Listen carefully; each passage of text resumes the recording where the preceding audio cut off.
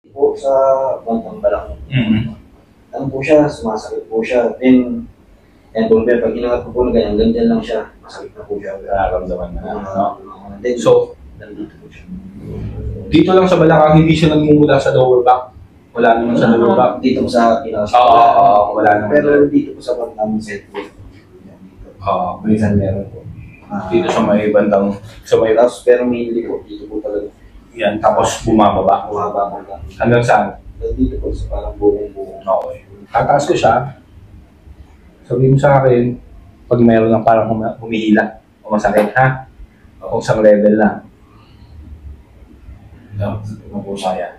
Pati po sa bandang kanan, parang ano po ng peta. Okay. Usually, pag ganyan, yun yung mga area, yun yung sciatic nerve yung tinatamaan.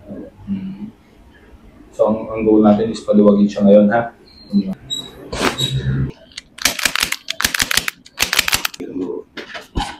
Parang umano dito. Nabat. Ito.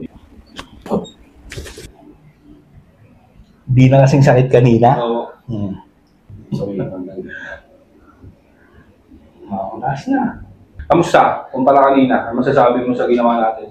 Kanina po, pagdating ko pa lang dyan, talagang medyo sobrang speed dito eh. Ang laki po na hanggang dito. Tapos, mula dito, dito. Kasi po, okay po siya.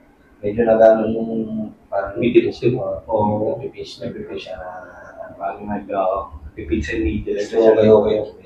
Sige, lakad-lakad. Lakad-lakad.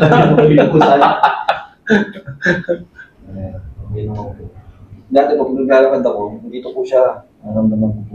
Yun, medyo magaan po. Magaan po siya.